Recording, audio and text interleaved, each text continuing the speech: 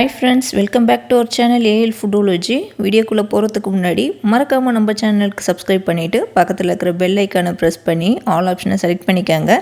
அப்பதான் நான் போடுற எல்லா வீடியோஸோட நோட்டிஃபிகேஷன் உங்களுக்கு கிடைக்கும். இன்ஸ்டாகிராம்லயும் அப்படியே நம்ம பேஜை ஃபாலோ பண்ணிக்கங்க.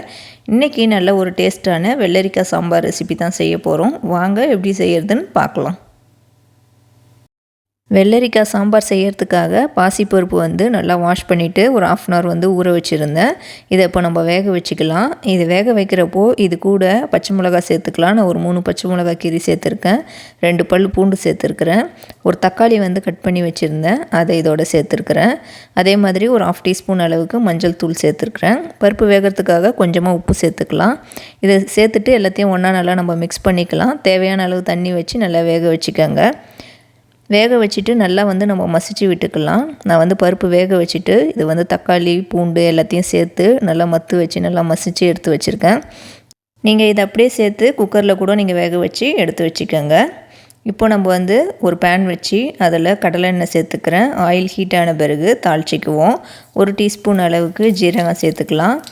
காஞ்ச மிளகா கிள்ளி சேர்த்துக்குவோம். ஒரு 1/4 teaspoon அளவு கடுகு சேர்த்துக்கிறேன். கொஞ்சம் கருவேப்பிலை சேர்த்துக்கிறேன். கட் பண்ணி வச்சுருக்க சின்ன வெங்காயம் சேர்த்துக்கிறேன். இந்த சாம்பாருக்கு சின்ன வெங்காயம் சேர்க்குறப்போ டேஸ்ட் நல்லா சூப்பராக இருக்கும். பெருங்காயத்தூள் சேர்த்துக்கிறேன். வெங்காயம் சேர்த்துட்டு நல்லா நம்ம வதக்கி விட்டுக்கலாம். வெங்காயம் வந்து கொஞ்சம் நல்லா கலர் மாதிரி வரட்டும். சின்ன வெங்காயம் சீக்கிரமாக வதங்கிடும். அதை நல்லா வந்து ஒரு 2 நிமிஷம் வதக்கி விட்டுக்கோங்க. இது வதங்கின பிறகு கட் பண்ணி வச்சுருக்க வெள்ளரிக்காயை நான் சேர்த்துக்கிறேன். நான் ஒரு பெரிய சைஸ் வெள்ளரிக்காய் தான் எடுத்திருந்தேன். அதை வந்து 1 எடுத்து இது மாதிரி கட் பண்ணியிருந்தேன். இப்போ வெள்ளரிக்காய் சேர்த்துட்டு ஒரு 20 செகண்ட்ஸ் வந்து நல்லா வந்து வதக்கி விட்டுக்கோங்க. ரொம்ப வந்து வதக்க தேவையில்லை, ஏன்னா இது வாட்டர் கண்டென்ட் உள்ள வெஜிடபிள், அதனால் லைட்டாக வந்து வதக்கி விட்டுக்கோங்க. இதை மிக்ஸ் பண்ணி விட்டுட்டு கொஞ்சமாக வந்து நான் மஞ்சள் தூள் சேர்த்துக்கிறேன். ஒரு 1/4 teaspoon அளவுக்கு. சாம்பார் பவுடர் வந்து ஒரு 2 teaspoon அளவுக்கு சேர்த்துக்கிறேன். உங்கள்கிட்ட சாம்பார் பவுடர் இல்லைன்னா நீங்கள் மல்லித்தூளும் மிளகாய்த்தூளும் உங்கள் காரத்துக்கு ஏற்ற மாதிரி சேர்த்துக்கோங்க. இப்போ இதை சேர்த்துட்டு நல்லா மிக்ஸ் பண்ணி விட்டுக்குவோம். இப்போ இந்த காய் வேகிறதுக்காக கொஞ்சமாக வந்து நான் தண்ணி சேர்த்துக்கிறேன். வெள்ளரிக்காய் வந்து சீக்கிரமாக வந்து வெந்துடும். இது வேகிறதுக்காக கொஞ்சமாக உப்பு சேர்த்துருக்குறேன். இது இப்போ நல்லா நம்ம மிக்ஸ் பண்ணி விட்டுக்குவோம். இதை மிக்ஸ் பண்ணி விட்டுட்டு நம்ம ஒரு லிட்டு போட்டு மூடி வச்சுக்கலாம். ஒரு 10 நிமிஷம் பக்கம் விட்டால் வெள்ளரிக்காய் வந்து நல்லா சீக்கிரமாக வந்து வெந்துடும். இப்போ நான் ஒரு 10 நிமிஷம் கழித்து ஓப்பன் பண்ணிட்டேன். பாருங்கள், காய் வந்து நல்லா வந்து வெந்துடுச்சு. இதை லைட்டாக மிக்ஸ் பண்ணி விட்டுட்டு இப்போது நம்ம வேக வச்ச பாசிப்பருப்பை இதில் சேர்த்துக்கலாம். நான் இதே பேனில் கொஞ்சம் தண்ணி சேர்த்துக்கிறேன். உங்கள் சாம்பாருக்கு தேவையான அளவுக்கு நீங்கள் தண்ணி சேர்த்துக்கங்க. ஒரு சின்ன நெல்லிக்காய் சைஸ் புளி வந்து கரைச்சி வச்சுருந்தேன், இதையும் சேர்த்துக்கிறேன். புளி தண்ணி சேர்த்த பிறகு நம்ம எல்லாத்தையும் ஒன்றா நல்லா நம்ம மிக்ஸ் பண்ணி விட்டுக்குவோம். உங்களுக்கு எந்த அளவுக்கு கன்சிஸ்டன்சிக்கு சாம்பார் வேணுமோ அதுக்கேற்ற மாதிரி தண்ணி சேர்த்துக்கங்க. இப்போ இதை திரும்ப வந்து நம்ம மூடி வச்சுக்குவோம். சாம்பார் வந்து நல்லா கொதித்து ரெடியாகி வரட்டும். அதுக்கப்புறம் நம்ம ஓப்பன் பண்ணி பார்க்கலாம். இப்போது கொஞ்சம் நேரம் கழிச்சு நான் லிடு வந்து ஓப்பன் பண்ணிட்டேன். சாம்பார் பாருங்கள் நல்லா வந்து கொதித்து ரெடி ஆகிடுச்சு.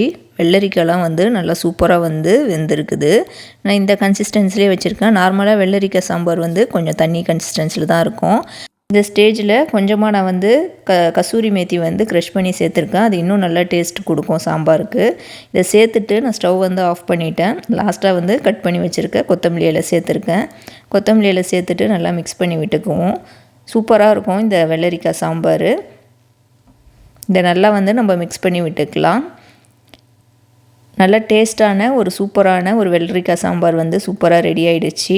இது வந்து துவரம்பருப்பில் செய்கிறத விட பாசிப்பருப்பில் செஞ்சு பாருங்கள், வேறு லெவலில் இருக்கும். இப்போ இதை நான் சர்வ் பண்ணிவிட்டு காட்டுறேன். இந்த சாம்பார் வந்து சாதத்துக்கும் நல்லாயிருக்கும், டிஃபனுக்கும் இட்லி தோசைக்கும் வந்து இது சூப்பராக இருக்கும். நீங்கள் ஏற்கனவே வந்து துவரம்பருப்பில் செஞ்சுருந்தீங்கன்னா கண்டிப்பாக ஒரு தடவை வந்து பாசிப்பருப்பில் செஞ்சு பாருங்கள், சூப்பரான டேஸ்ட்டாக இருக்கும். அதே மாதிரி வெள்ளரிக்காய் வச்சு அதிகமாக நம்ம சாம்பார்லாம் வந்து செய்ய மாட்டோம்.